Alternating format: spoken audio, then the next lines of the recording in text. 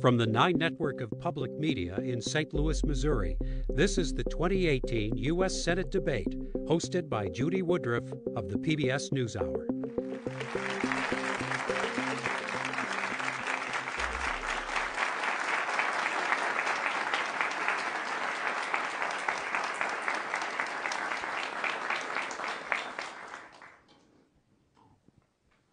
Good evening. I am Judy Woodruff. Welcome to this of the PBS NewsHour, and welcome to this debate in one of the most important Senate races in the country this year here in the state of Missouri. We are live at the 9 Network studios in St. Louis, and let's first meet the candidates. They are the incumbent Democratic Senator Claire McCaskill,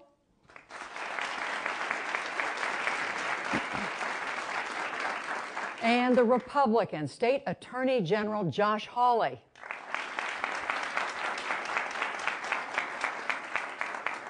We did invite to this forum candidates who drew at least 10% support in the polls. We want to tell you that the Independent, the Green Party, and the Libertarian candidates did not reach that threshold. The questions tonight will come from Missouri voters here in our live audience in St. Louis, as well as in social media, and from journalists. Joining me are Jo Mannies. She is a political reporter for St. Louis Public Radio, and Mike Bush, author, anchor, and reporter at 5 on Your Side. We are so glad to have both of you here with us as well. The debate format is simple. Each candidate will have up to 2 minutes to respond to each question, and there may be follow-ups. At the end, each candidate will have 1 minute for closing remarks. There was a coin toss to decide the order. Mr. Hawley, the first question goes to you. The federal budget deficit, it had been dropping in recent years, but it has started to climb dramatically under President Trump. This year, it is up 17% to projected to reach $779 billion, projected to be over $1 trillion in the next 2 years. Senate Majority Leader Mitch McConnell has said this week that the main drivers of the deficit are entitlement programs like Social Security and Medicare, which he said should be considered for cutbacks. The president's chief economic advisor has said virtually the same thing. Do you agree, here's the question, do you agree with Leader McConnell that Social Security and Medicare are the leading drivers of the deficit and that they have to be reformed, cut back in some way in order to get the deficit under control? Judy, thanks very much for that question, and let me just say thank you to KSDK and their partners for having us tonight. I want to first start by introducing a special guest I have with me in the audience. My wife, Erin, is here tonight. Thank you, sweetheart. And I want to say to my 2 little boys, we've got 2 little guys at home, Elijah, who's 5, and Blaze, who is 3, and they're supposed to be in bed, but I'm kind of guessing that they're with Grandma and Grandpa, so I'm guessing that they're up and probably watching. So I just want to say, boys, we surely love you. To your question, Judy, I do not support cutting Social Security or Medicare. I don't support any changes to those programs for anyone who is currently receiving benefits or who is going to be receiving benefits anytime in the near future. I think it is vital that we protect these programs that Americans have paid into with their hard-earned cash. One of the things that I disagree with Senator McCaskill about is that she voted to cut $716 billion from Medicare in order to pay for Obamacare. I think that was wrong. I think those cuts ought to be restored. And if we want to talk about the deficit and the drivers of deficit spending, I would start with Obamacare, going to cost over $2 trillion more over the next decade. It has proven to be outrageously expensive for federal taxpayers, but worse than that, it has proven to be outrageously expensive for the families of Missouri. Healthcare costs in this state are up 145%, premiums are, since 2013. That's between 2013 and 2017, by the way. I've had family after family tell me that they cannot afford their health care premiums, that they're having to get a second job or send a spouse back to work. And that's because of the policies that the Democrat Party and Senator McCaskill have supported. I think it is time that we got health care reform that works for the people of the state, that brings down the deficit, brings down costs, protects people with pre-existing conditions, and also young people on their parents' insurance up to age 26. Thank you very much. Senator McCaskill. Well, obviously, the tax cut that Josh Hawley supports. By the way, thanks, everybody. Thanks for having this tonight. I was too excited, got right out of the gate. The tax cut that Josh Hawley supported is part of the problem here. It was supposed to pay for itself. Revenues are down, and wages are stagnant. In fact, wages are 1.8% lower in this country than they were a year ago. That is also one of our big problems. We should not be adding to the deficit in a strong economy like we are right now. It is the tax cut. It's so interesting that Josh mentioned the $716 billion. That was not a cut to Medicare in ACA. That was a cut to the profits of the health insurance companies. That was giving a haircut to the guaranteed profits of the health insurance companies in the Medicare Advantage program. And what did we do with that $715 billion?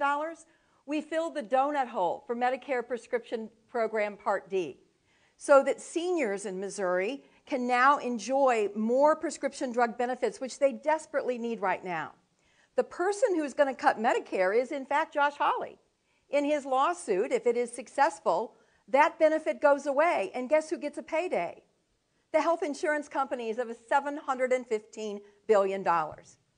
So the person who is actually using tax dollars to go to court to not only get rid of every consumer protection in the law that Missourians appreciate, but also removing free prevention programs in Medicare and removing the benefit for the donut hole in Medicare Part D.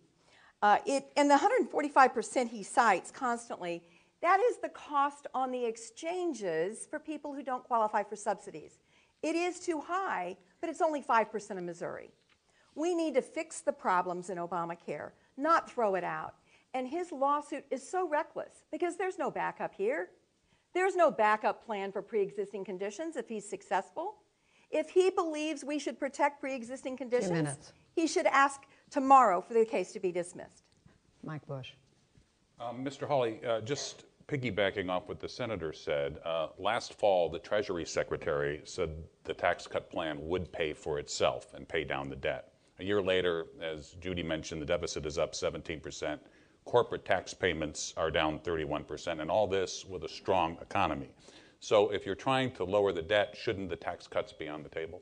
I'm not in favor of raising taxes, and I think that the Democrat Party has been very clear about what they want to do if they regain power. And of course, this seat here in Missouri, this race here in Missouri is going to decide which party controls the Senate, and it's a big choice between the party line liberalism of Senator McCaskill and between what you voted for in 2016, and those are two very different things. The people of this state voted to get taxes down on working families in the middle class. Senator McCaskill had a chance to vote for a middle class tax cut. She voted no. And in fact, she's voted to raise taxes or fees 200 times while she has been in the United States Senate. That is not what the families of our state need. So in order to get the deficit down, by the way, I would point out that the debt and deficit exploded under President Obama. And now I notice the Democrats say that now that there's been a middle-class tax cut, now suddenly they have a problem with it. But I would say this, we've got to get spending under control, and I would start with Obamacare. It has been a giveaway to big insurance and big pharma. Big insurance and big pharma together wrote Obamacare. The insurance companies are getting record profits. They're doing great. You know, and I'm surprised to hear Senator McCaskill say that she's fine with the price increases in this state. You know, the average price increase on the exchange now up to almost $500 a month in premiums. Maybe she can afford that. Most Missouri families cannot. And Missouri family after Missouri family comes to me and says, we are desperate for help. They deserve it. Senator McCaskill hasn't given it. Mr. Hawley, just very quickly to get back to the original question, are you saying that Medicare and Social Security don't need in any way to be reined in?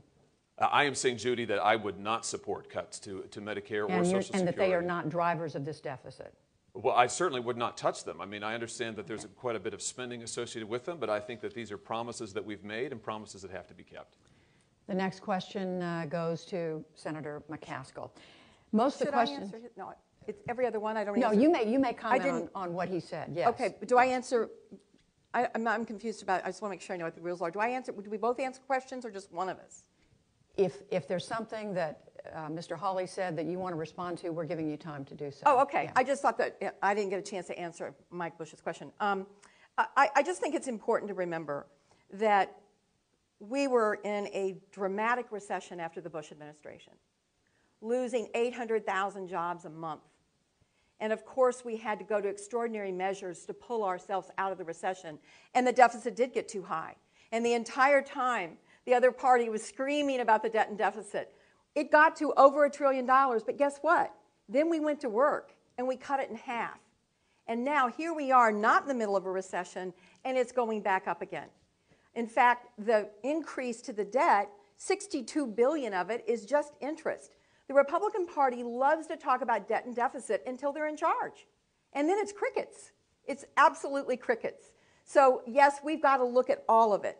No cuts to Social Security, no cuts to Medicare. As I said, Josh Hawley is proposing cuts to Medicare by his lawsuit. No, I just have to respond to that because that's flatly false. Only one person on this stage has voted to cut Medicare spending, and it's Senator McCaskill. And you can go look it up. She can characterize it and put as much lipstick on it as she wants. But the truth is, she voted to cut $716 billion from Medicare to pay for Obamacare. Now, we can debate the merits of that, but I don't support Medicare cuts. I've never proposed them. I just want to be clear on that, Judy.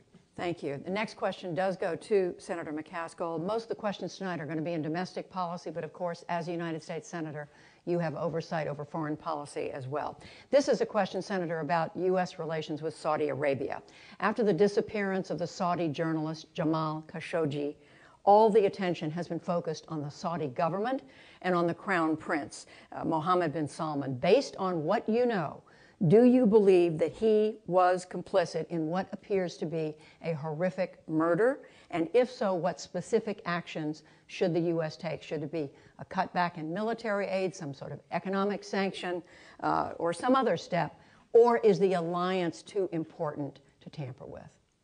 I believe that if it is shown that the Prince of Saudi Arabia was involved in ordering the murder of this journalist in a brutal fashion, as is being reported in Turkish press, then everything has to be on the table. You know, we are a beacon to the world when it comes to our democracy and our values. We have a role in the world. I do not think we can abandon our place on top of the hill telling the rest of the world that we appreciate freedom of the press and we believe in human rights and democracy, and then look the other way because it might cause problems in terms of some kind of financial transactions. So I believe there must be, I think the Magnitsky sanctions would be appropriate. I think other sanctions could be appropriate. But this is a very serious situation, and I hope that we're not going to allow the Saudi government to whitewash this if, in fact, the facts are proven. If we can hear the tape, they're not even briefing Congress right now, Judy, on what actually they know in the intelligence community. We've been denied a brief. Bob Corker has said that they have told him no, they won't even give him a brief. Our intelligence community, we hear, believes there's circumstantial evidence that this was an ordered hit by the Saudi government. Mr. Hawley. I think we need to get the facts, and I think that Secretary Pompeo, I understand, has demanded the facts from the Saudi government, has given them a deadline. So we want the facts by this date, working with the Turkish government as well to get everything that they know. And if indeed the Saudi government has been involved or in any way in the death of this journalist, then I think that all options do need to be on the table and the consequences need to be severe. I think that this presidency has pursued a policy of strength abroad, which I agree with, confronting those who have attempted to harm this country, confronting those who have attempted to rip off this country. I think that's the right thing. You know, I mean, for too long we had a policy of weakness and appeasement abroad. I don't think we should go back to that. I know that Senator McCaskill's party supported a policy of weakness and appeasement and abroad for years. Barack Obama talked about leading from behind. If you lead from behind, you get left behind. And I think that it's time that we had this policy of strength, and the president's doing the right thing.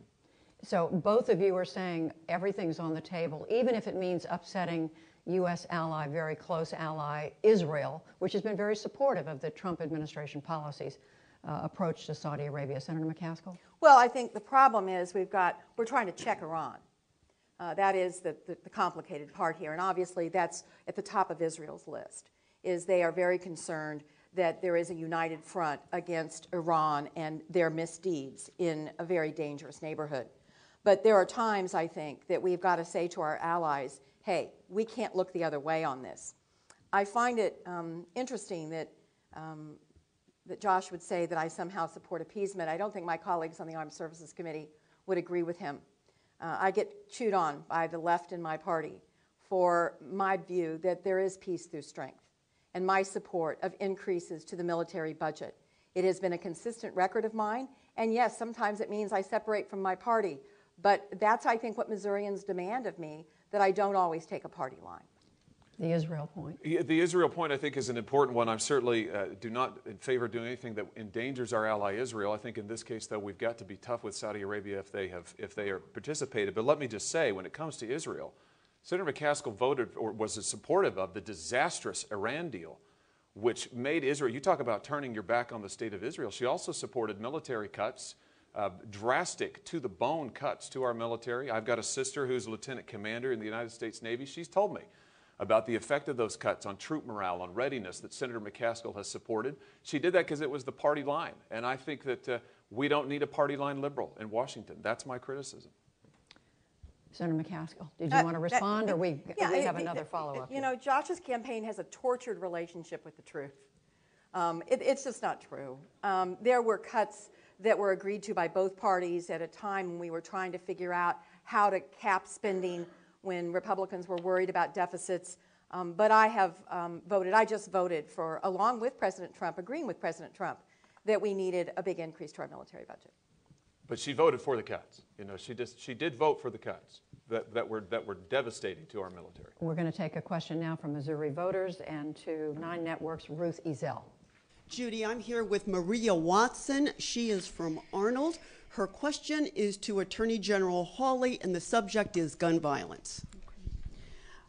On this Thursday evening a year ago, I was in the ER of a St. Louis pediatric hospital with my 9-year-old son when a code silver was announced. That means an active shooter. During this very hour, I was trying to figure out how to barricade the door to my son's room and hide him. Gun violence has affected my family, my community, and is pervasive in this country. I am frustrated and angry when I see calls for common sense laws to address gun violence met with powerful resistance from the gun lobby, followed by inaction from our elected leaders. If elected, what will you do about this epidemic? Well, Maria, thank you. First of all, thank you for your question, and thank you for being here this evening. And I'm sorry to hear about that experience, and I can't, as a father of 2 little boys, I can only begin to imagine what that was like. So thank you, and thank you for your courage in posing it and asking it. You know, and let me just start there, that as a father of 2 young sons, when my wife and I drop our boys off at school or send them anywhere, we want them to be safe. And you know what? They deserve to be safe, just like your son deserves to be safe, and you deserve to be safe. And so I think we need to do everything that we can to keep firearms out of the hands of criminals, out of the hands of folks who are dangerous, the mentally ill and unstable. So here's where I would start. I think we need to fix the national background check system. We have a background check system, a national system, but it doesn't work that well because there's a giant loophole right in the middle of it, and that is it doesn't include mental health records. It doesn't allow folks to actually see, has there been a mental health incident in this person's past? We need to fix that background check system so folks can see. You look at many of the terrible atrocities that have been committed just in recent months. Oftentimes, I think most times, the perpetrator, unfortunately, has some sort of mental health incident in their background that maybe local law enforcement knew about, but the folks who sold the firearms didn't, or the federal agents didn't. We need to fix that system. Now, Congress could have done this. They had the chance to do it, but they haven't. And it frankly baffles me as to why. Senator McCaskill voted against including health records in the background check system. I think that was wrong. I know that was the party line, but I think that was wrong. I think we need somebody who's going to stand up and say, we need to do what is right. Now, listen, I believe in the Second Amendment. I believe in protecting the Second Amendment rights of everybody and law-abiding folks. My view is we've got to keep weapons out of the hands of those who are criminals, of those who are dangerous and proven to be so, and protect the Second Amendment rights of law-abiding citizens so we can protect our children. Thank you again for your question. Thank you. Senator McCaskill. Yeah, of course I support the Second Amendment, but what the NRA has peddled for years is that you can't support the Second Amendment and gun safety at the same time, and you can't.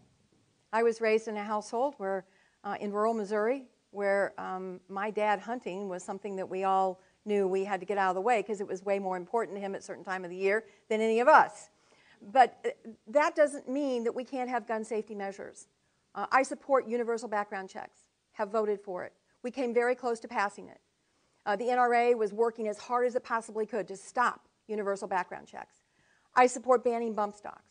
That, too, you would think after Las Vegas that would be so easy for us to get done. But no, there are way too many people, including most of the Republicans, that are afraid of the NRA.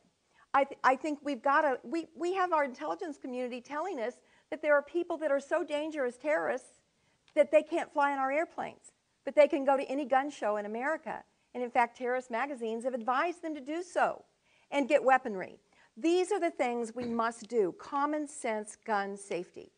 All you have to do is turn on your television and you can tell who is supporting who. The NRA is very much in Josh Hawley's corner because they believe he will toe their line and be against universal background checks, be against banning bump stocks, being against no fly, no buy. I, on the other hand, believe very much that we should get those things done.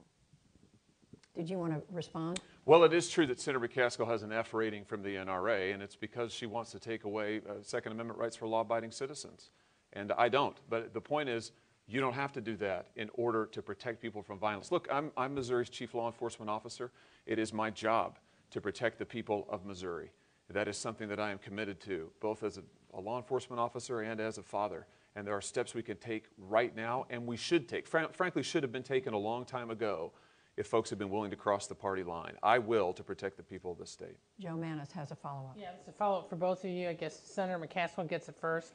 There's been a lot of discussions about arming teachers, giving federal money to school districts to arm teachers. That's been a rather controversial idea. Some feel strongly, some don't. What is your position on that, and how would you deal with that? Well, I know what the needs are right now. We just talked about the deficit. The federal government is not a primary funder of education in this country. That's done at the state and local level. I would never support using federal money with all the needs we have to buy guns for schools. If local communities want to do that, I'm not sure that it should be prohibited as long as there was proper training, but I would be against using federal dollars to do that. I think it's up to the local school districts, Joe. I mean, I think local school districts can make these decisions about what's best for them, but I think we do need to get serious about protecting our schools.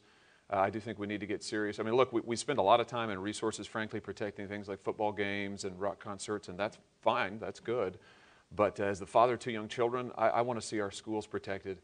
Now, whether teachers should be armed or not, again, I think that's a decision for local folks to make. Do you think federal money should go into arming teachers? You know, I think that what would be better would be federal money given to school safety programs where local folks can then decide how to do it and decide how to use it and decide what programs work best for them. All right, we have another question from a Missouri voter, and back to Ruth. We received this posting from Christy Kay. She lives in Afton. She writes, where does each of the candidates stand on tariffs? They hurt Missouri farmers. And what's your stance on giving farmers financial assistance? And this is a question for Senator McCaskill. And of course, it's a reference to President Trump's tariffs, mainly against China, and then the retaliatory tariffs that have affected the United States. Yeah, the tariffs are brutal for Missouri. You know, I love where I live. I love our state, and I love every part of it, including the strength we have in agriculture. And our economy is so dependent on the exporting of agricultural goods. These tariffs have killed commodity prices. There's not a bean farmer in Missouri that's going to come out even this year. And the help that they're being given, frankly, in some instances is insulting. Corn, a penny a bushel, it's almost not worth the effort. They said $1.60 for beans. Well, now Sonny Perdue has just announced that it'll only be 80 cents. And then they can't even promise they're going to get the rest of the 80 cents. Farmers are trying to plan, and the market in China is being destroyed. We've worked years to establish a market for beans in China. It took a lot of money. The farmers of this state are, 1 out of every 3 or 4 rows of beans in Missouri goes to China. And that market's not going to come back, even if the tariffs go away, because they're filling that hole with imports from other states and paying their farmers to grow more beans. So it is really a problem here. And this is a good example. I mean, Josh Hawley has said, I disagree with nothing the president has done.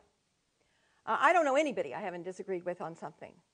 And this is where a senator from Missouri has to stand tall for agriculture and say these tariffs are hurting our agricultural economy, say nothing of small manufacturing and the raw costs. We've got a nail factory down in Poplar Bluff that is hanging on by a fingernail right now because of the raw cost going up of their input costs. And I have got dozens of manufacturers that I'm advocating for right now for an exclusion process that has been chaotic and incompetent. 2 minutes. Mr. Hawley. Well, first of all, let me say that as somebody who comes from a farming family, this is an issue that matters a lot to me.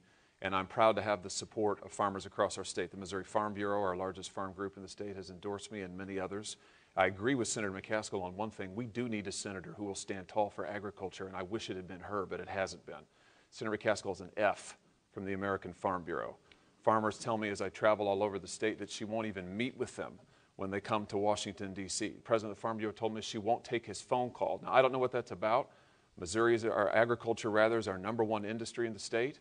I don't know what that's about. Maybe she can tell us. But the truth is we need somebody who's going to stand up for farmers, and that's exactly what I'll do. Now, as to the tariffs, listen, we are in a trade war. It is a trade war that we did not start. Certainly our farmers didn't start it. China started it many years ago. But if we're going to be in the war, I'm for winning it. And I think that we've got to stand up and look to win it. Now, I think this president has had recent success that's tremendous in Canada and Mexico, our 2 largest trading partners. About 75% of our agriculture exports go there. That's a great victory. I wish Senator McCaskill would have been willing to stand up earlier to the people who've been ripping off our farmers, or just praise the president for the good work he's done with this agreement. I do disagree with the senator on aid. I think that if our farmers are getting retaliated against by China, they deserve to be supported. But when the president announced his aid package, she said that it was picking winners and losers and intervening in the market. Well, with all due respect, I want to pick winners and losers. I want to pick Missouri farmers as winners, and I want to pick China as a loser. And I think that's what we should be doing. By the way, when I said that, it was because I was talking to farmers. They don't want a handout. They want a market. It was me having conversations with farmers, not their lobbyists, not a trade association that makes their decisions on a whole lot of stuff other than farming stuff, but farmers. I call them, I go to them, I'm on their farms, and they frankly knew that this $1.60 was not going to get them well on beans, much less a penny a bushel on corn. Yes, it's great, and I do. I think if you ask me what I think that President Trump has done, I think getting the New Deal on NAFTA it has great promise for continuity and stability for farmers in Missouri. That's terrific. I'm not afraid to compliment the president. But what's going on with this trade war with China hurts, and it's going to hurt for a long time for Missouri ag. All right, the next question is from Mr. Hawley, and Joe Manis has that. Okay, well, we're going to go back to your favorite topic, health care.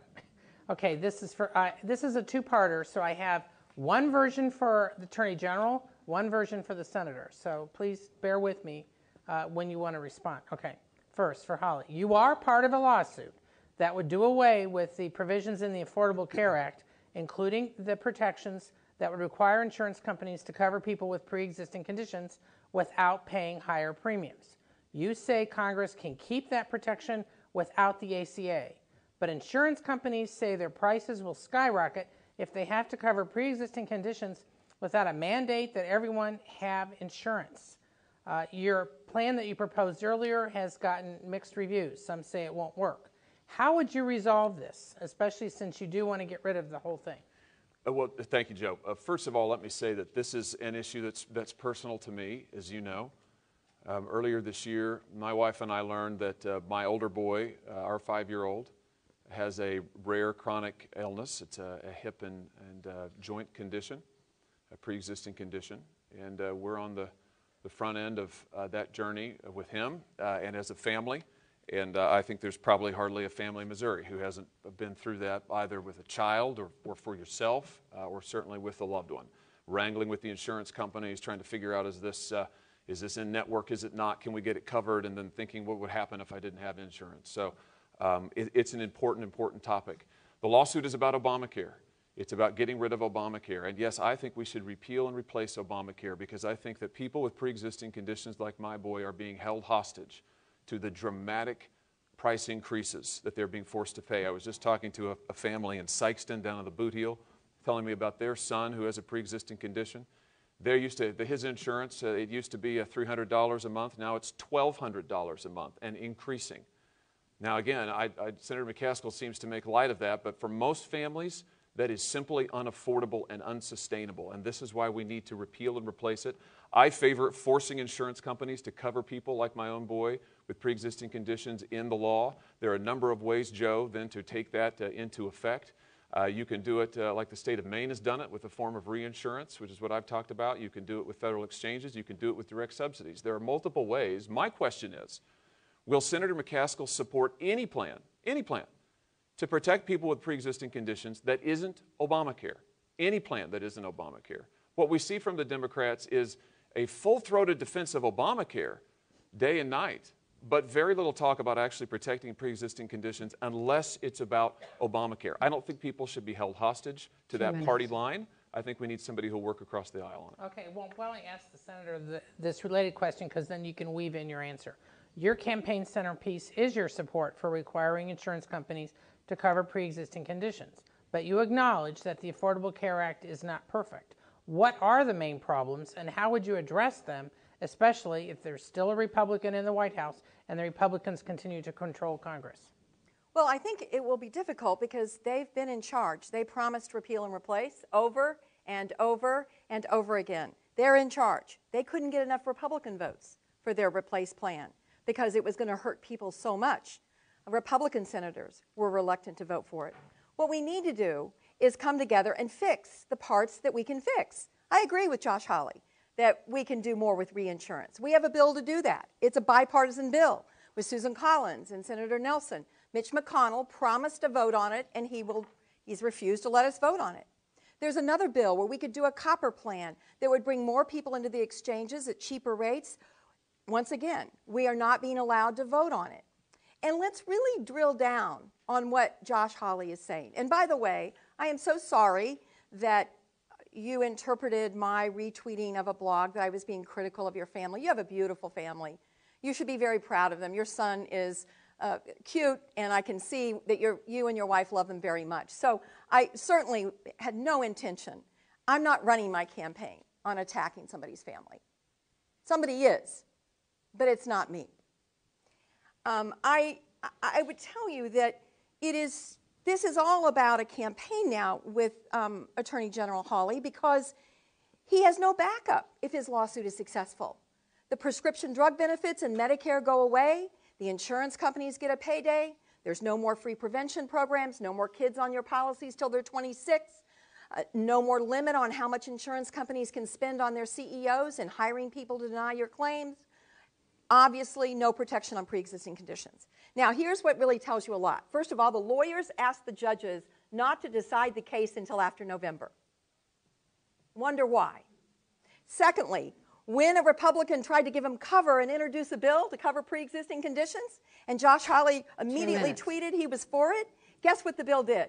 It said you had to give insurance for pre-existing conditions, but you didn't have to cover the pre-existing condition. Mr. Hawley, do you want to respond? There's a lot there of falsehood to respond to. I mean, listen, here's the bottom line, is that Senator McCaskill will not support any plan to cover people with pre-existing conditions that isn't Obamacare. Obamacare was written to hold hostage people with pre-existing conditions so that you'd have to have Obamacare supposedly to get this coverage, and that's exactly what she's based this campaign on. And that's simply false. We can protect people, and we must, with pre-existing conditions, but they shouldn't be forced to pay the prices they are paying now. They shouldn't have the narrowing of networks that we are seeing all over the state because of Obamacare. And so I will work across the party lines with anybody who shares the goal of protecting those with pre-existing conditions, and I think, too, young people on their parents' insurance. But I do not think that folks should be held hostage to the liberal, failed experiment of Obamacare, and we need somebody who's not just towing the party line on this. Senator McCaskill, did you want to respond? Because I do have a quick follow-up. Sure. And that is to Mr. Hawley. Let's just talk specifics for just a moment. Sure. The Republican alternatives to the Affordable Care Act, on the language on pre-existing conditions, this is both the House and Senate version, would assure coverage of pre-existing, but at the same time it would allow states to give insurance companies the ability to raise rates and not cover certain essential questions. So my question is Is that acceptable to you, or is it preferable to go to the language in the Affordable Care Act, which you file suit against? That is not acceptable to me, what you just proposed, Judy, and certainly that's not or what you just read, and that's not my proposal. I think that I don't have a lot of sympathy, first of all, let me say, for insurance companies. I mean, someone mentioned earlier, Joe, I think that the insurance companies say that, well, we need this or that. You know, they're getting rich off Obamacare. They've got these open-ended payments that Obamacare gives them. That's your tax dollars. They're making record profits. Senator McCaskill takes more money from than anybody in Congress from the insurance industry, except for one other liberal. So I'm not too keen on the insurance industry. But I will say this, I think that we have got to require them to cover people with pre-existing conditions on the same terms as everybody else. And then the federal government should provide a guarantee for that. We can do that. It would be much less costly than Obamacare, but it would cover the folks who need the coverage. You know, this is so frustrating. He has no plan. He has no plan that will work. The only plan he's put out there was a press release plan, and both editorial boards said it was almost laughable how unworkable it was. You don't go to court and get rid of important protections when there is no backup, when people will be in a free fall. You wait and you work with people and try to fix it and change it. That's why I have a record that I work across the aisle. I am more than happy to work with anybody to make sure these protections stay in place, but I sure as heck would not go to court with taxpayer money and get rid of it before the backup was in place. All right, a question from Missouri voter Ruthie Zell. Tyel McNary from St. Louis has a question for the senator, and it regards police-community relations. What legislation, in your opinion, can be drafted to help ease racial tension between citizens and law enforcement without increasing law enforcement? And that's for Senator McCaskill, correct? Either and both. Yeah, both of you, yeah. Starting with Senator McCaskill. Well, when I was the prosecutor over in Kansas City, we had a huge problem, and it was a homicide rate.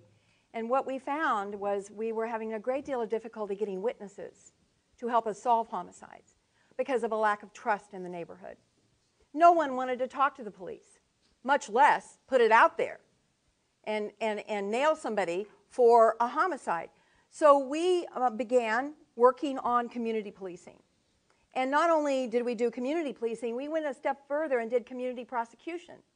So that in all the neighborhoods, especially those that were really struggling with high crime rates, the neighbors knew who the police officers were that they could call and trust, and they even knew which prosecutor to call and trust. We've got to get back to the point where police officers are not just answering 911 calls. They need to establish roots in a community, because this is all about trust. This is all about people in the community feeling that the police are working in their best interests, and the police understanding that the vast majority of the people in that neighborhood need nothing more than protection from them. And that's how we rebuild this. We can do it again if we could get the right resources into community policing, and the federal government can help with that. Mr. Hawley. Thank you very much for the question. Can you tell me your name one more time? Nice to meet you, and thank you again for your question. You know, I think that it's a hugely important question, and as the state's chief law enforcement officer, it's one that I take very seriously and have to deal with every day. And I just want to say this, that my bedrock principle is that every person and every community in this state deserves the fair and equal protection of the rule of law and the fair and equal benefits of the rule of law. Those protections from violence, those protections for personal safety, those protections for what you want to do with your life. And I think that's vitally important. Part of what I do as Attorney General and am empowered to do under the law is every year we assemble a report about where people are stopped, vehicle stops in the state. We get it from all of the data from all the different law enforcement agencies in the state. We put it together, and it's supposed to help show, you know, what are the racial backgrounds of people being stopped? Why were they stopped? Where do they come from? We've made some important changes to that stop, to that report rather, to get more information that'll help us understand. And I think taking steps like that, where we promote this dialogue, as you were talking about, between law enforcement and local communities is critical.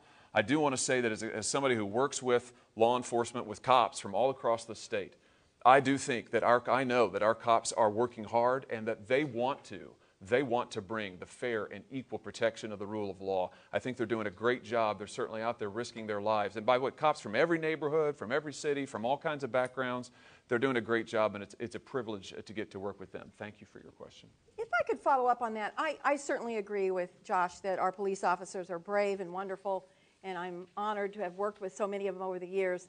But I was surprised when the report came out, the racial profiling report that is done by the Attorney General's office, because the numbers were going the wrong way. Racial profiling was going up, not down. And I expected there to be a press conference. I expected there to be a summit called. I expected there to be a public dialogue about the fact that these numbers were going the wrong direction, and there was nothing. There was nothing. I think that was directed at me. Rather than grandstanding or rushing to a microphone or trying to score cheap political points, what we did was actually work with the communities who were affected. We sat down with community leaders in Kansas City and St. Louis, and from across the country, or from across the state rather, and we said, what needs to happen in this report? What needs to change here? One of the things they said is we need to change the way that we get the data. We need more information. We need to see what communities these folks are from. We need to be able to have greater access to it, get even more information. So that's what we did, and we're going to continue doing that, not so that we can take political credit for it, but so that we can keep people safe. All right, we have another question from a Missouri voter, Ruth Ezell, and this one is for the Attorney General. Yes, for Attorney General Hawley, this is Tim Rudolph. He's from Brentwood, and he has a question about climate change. Despite warnings from the scientific community that we must significantly decrease the effects of global warming, many large corporations oppose federal laws which burden their businesses. What should the United States do to ensure that we protect the planet without sacrificing our ability to be economically competitive? And it's Tim. Is that Tim, right? yes. Tim, nice to meet you, and thank you for your question, and thank you for being here, and thank you for your passion for this issue. I really, really appreciate that. You know, I think that, look, climate change is an important topic, of course, and it is something that we need to be aware of. I'm sure the climate is changing and that humans are contributing to it. And we should look at science and see what the outcomes can be and what we can do. But I will say this, as somebody who comes from a farming family in a state where agriculture is our #1 industry, I am very concerned about environmental regulations coming from the EPA and elsewhere that choke off our family farms, that choke off small businesses. As I talk to farmers all over our state, what I hear from them over and over is the EPA is regulating how they can use water. It's regulating the land that they can use. It's regulating how they can do business. And I think, frankly, that this is all out of proportion, and I think it's a problem. It's a danger. And Senator McCaskill has supported those EPA regulations, like Waters of the United States, that she voted to keep after Missouri farmers said over and over and over that it was detrimental to them and was harming their livelihood. So I think this has got to be done in proportion. I think we've got to protect the folks like our family farmers, our small businesses who are providing our jobs, who are providing our food, who are providing our wages. Thank you. Senator McCaskill. Well, there's really two issues here. One is make sure regulation is reasonable. I actually opposed WOTUS, and there were other regulations like regulating farm dust. I said, are you kidding? That's nuts. You're not going to do that. But keep in mind that Attorney General Hawley thought Scott Pruitt was a great choice for the EPA. Scott Pruitt is someone who believes the EPA should not even be there, that there should be no regulations whatsoever. You know, when you look at the pictures from China and all the people walking around with masks on, you know, imagine if you had to stop at the city limits of St. Louis to get your mask before you went to the Cardinal game. Or how about water from the tap to mix formula? You know, most places in the world, you can't use tap water to mix formula because the drinking water is so dangerous. The climate change is real. It's time we trust our scientists. It's time we accept some reasonable regulation to keep our water clean and our airs pollution-free. And obviously, turning to alternative fuels is very important. That's why I've been a big supporter of biofuels, big supporter of solar and wind, a big supporter of the fuel efficiency standards that the president is going to abandon. All of these things matter when it comes to climate. We're seeing extreme weather because of climate. If we don't start respecting the science, we're really doing a huge disservice to my 11, almost 12 grandchildren. All right. The next question comes from Mike Bush. Mr. Hawley, Missouri voters overwhelmingly rejected making Missouri a right-to-work state, 67 to 32%. You've said in the past that nobody should be forced to pay union dues. This year, the National Right to Work Committee is telling their supporters that President Trump has personally promised to sign a national right to work bill if it comes across his desk. Is that something you would support? I'd have to, I'm not familiar with that pledge, Mike, and so I'd have to see the details about what he's talking about. I think the people of Missouri have been pretty clear on this issue. They got the chance to vote on it, and the margin was pretty overwhelming, and what the people say is what goes. And I'm proud of the fact that I will support and what the people of my state support. If I have a criticism of Senator McCaskill, it's not that she is a bad person. She's not. I think she's a good person. It's not that her record has been terrible. She has had 36 years of distinguished service to this state and this country. But she does not represent this state anymore. She does not represent the people of Missouri. She has not accepted what the people said in 2016. She has not worked with this president or this administration on any major priority. She has not stood up and voted, whether it's the Supreme Court or Waters of the United States, which she voted to keep, by the way. She has simply not voted with this state anymore. She's become a party line liberal, and that is, I think, the biggest criticism I have. So just so I'm clear, you no longer support right to work in Missouri? You asked me about the president, and I don't know what he has said on that, and you asked me about a bill that I haven't seen. So I'd have to see both, Mike, before I comment. That's kind of, I think, a dodge. I don't think he wants to say anything different than the president because he's worried what happens if he says anything different than the president. Josh Hawley's been very clear that he supported right to work. His first campaign, which was a very short time ago, you might remember the Ladders ad, a very short time ago, he said his campaign was funded almost entirely by the biggest right to work advocate in the state. 75%, over $4 million stroked one family to his campaign to put him in the Attorney General's office. Obviously, he supported right to work. He's against increasing the minimum wage. He won't tell you how he voted on Prop A. You know, here's the thing when you go to the Senate. I know I cast votes that a lot of Missourians disagree with. I get that. But you got to cast the vote. And you got to be upfront about where you stand. You're not going to make everybody happy. And I will tell you, I will never be afraid to tell a president, whether it was President Obama on Keystone Pipeline or whether it's President Trump on right to work for less, I am never going to be afraid to stand up for what I believe in and what I think I owe the people of Missouri in terms of a clear answer. Mr. Hawley, I just want to pick up on something the senator said, and that is she mentioned the minimum wage, which of course is on the ballot in Missouri this year. What is your position on it, on raising it? And Senator, if you could clarify your position. Yeah, I'm going to vote no on that particular provision. I think that we need a wage increase, and we need it across the board. And one of the things, but I'm going to vote no on the Missouri measure because I'm worried that it will raise the minimum here quickly and out of step with other states. I don't want to see jobs lost. Let me say this, though, Judy. Wage growth is at a 10-year high in this country. Wages have been stagnant for decades. Senator McCaskill has been in politics for 36 years. During that entire time, jobs have gone overseas. She's watched thousands of jobs leave this state. Wages have been flat or declining in this state. They are just now beginning to grow. Middle-class incomes beginning to grow, reaching a new high. And what does Senator McCaskill want to do? Adopt the party line, raise your taxes. She's already talked about it tonight. She voted no on the tax cut. She wants to reverse it and raise your taxes, raise middle-class taxes. I think that we cannot afford to go back to falling wages and to sending jobs overseas. And that's why I would not vote for the Liberal Party line.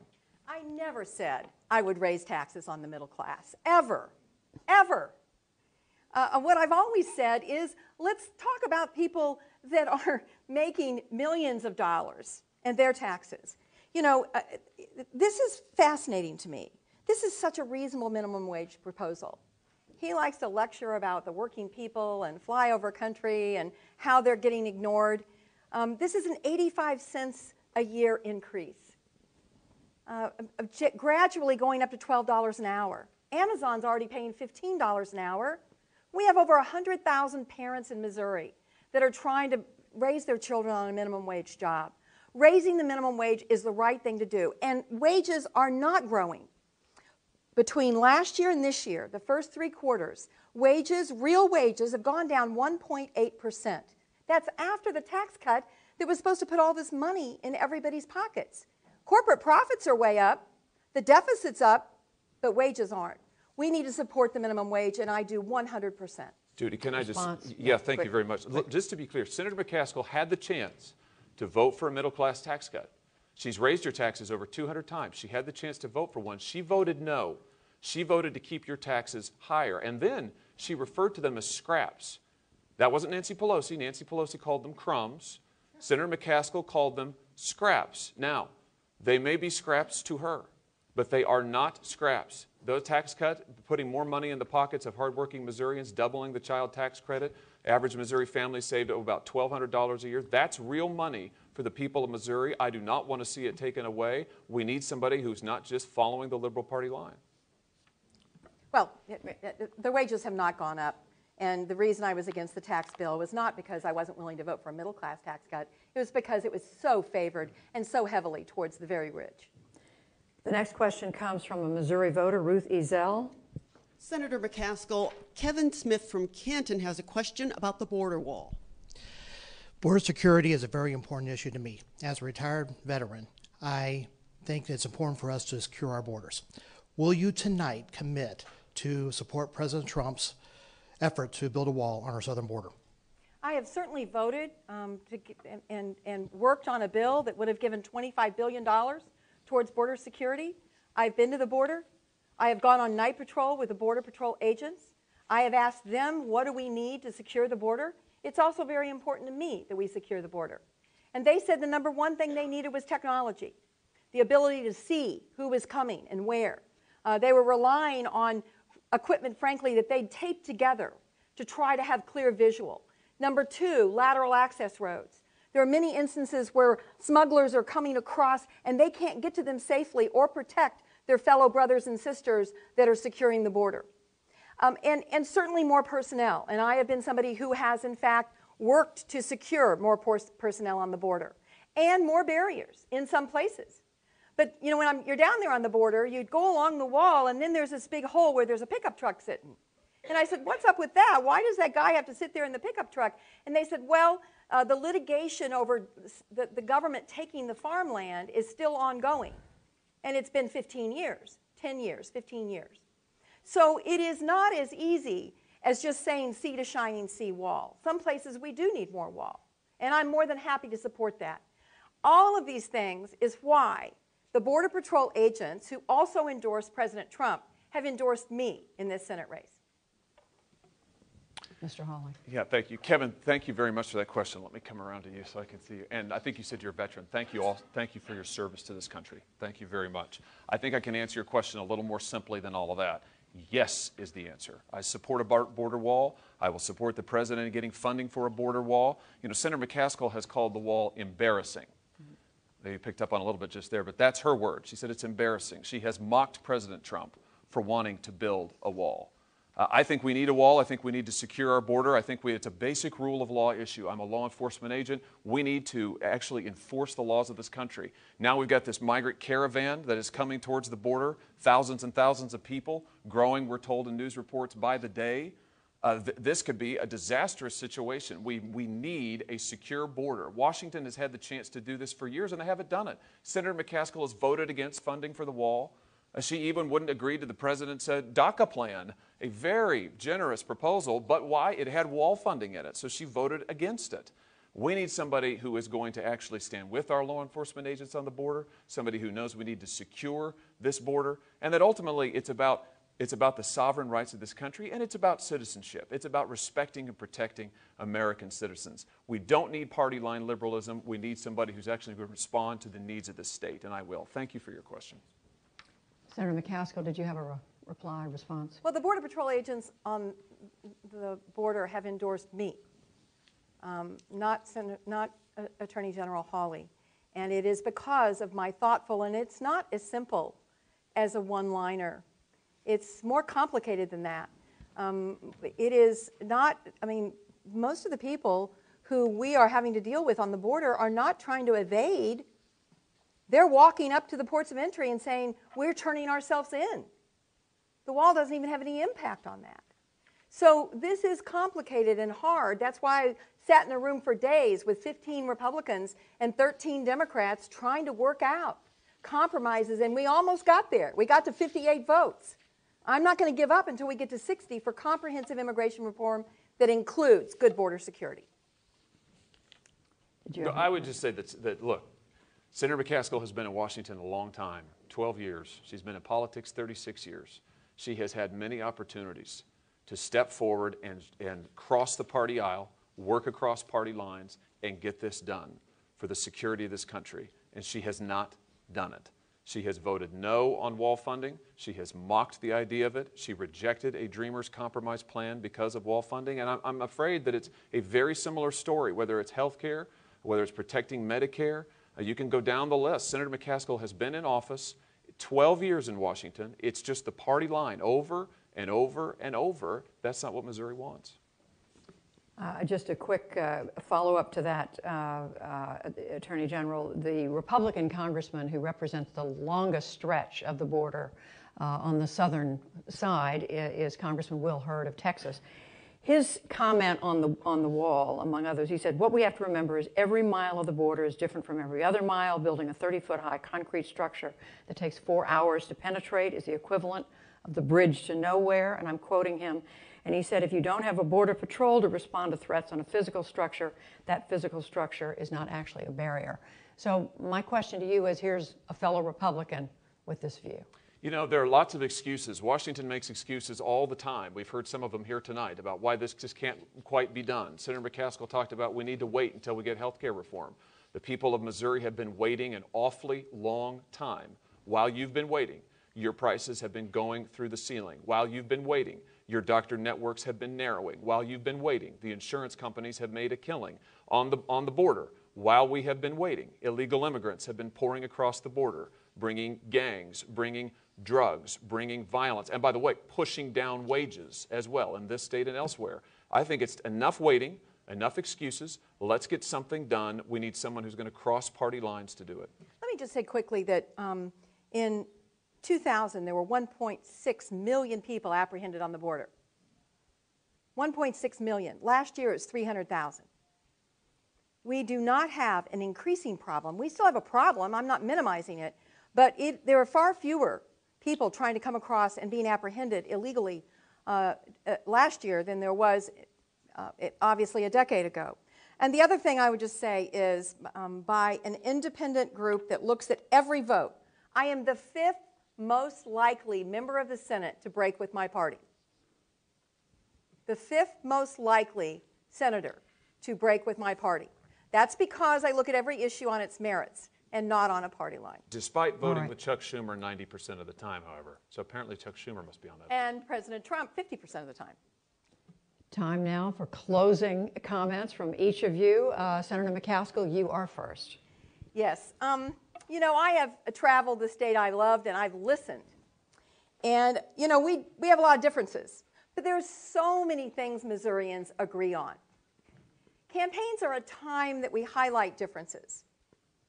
But I think they should also be a time that voters take a hard look at which candidate can do more than criticize their opponent. Who can actually find common ground? I'm very proud of what I've gotten done in the Senate. Tonight on my website, clairemccaskill.com, you can find 100 accomplishments that I have gotten across the finish line for Missourians. I did that by working across the aisle, listening and, yes, sometimes compromising. Whether it's veterans benefits or bringing down the cost of prescription drugs, I will work with anyone, anytime to make things better. Can I be pushy? Yes. Obnoxious sometimes? Yeah, maybe. But I will roll up my sleeves, be independent, and work as hard as I know how for the families of Missouri all day long. Josh, I would be honored to have your vote. Mr. Hawley. Thank you so much, and thank you again for having us tonight. You know, I just want to say that I respect Senator McCaskill's service, as I said earlier. I respect her years of service to the state and to this country. But the truth of the matter is, it's just not working anymore. Senator McCaskill's been in politics for 36 years. She's been in Washington for 12 years. And over that time, she has become a party line politician. She said that she'd be independent. She said that she would be bipartisan, but she hasn't been. Whether it's border security or health care, whether it's putting pro-Constitution judges on the bench, every priority that this state has said is at the top of their list, whether it was 2016 or earlier, Senator McCaskill has voted against. And here's what I think we need. It's time we had someone in Washington who wasn't part of the old battles, who doesn't owe anything to anybody, but who is going to go and represent the people of this state, who will stand with the people of this state every single time, who's proud of our way of life, who knows it, who loves it, and who will represent it. And I ask for your vote.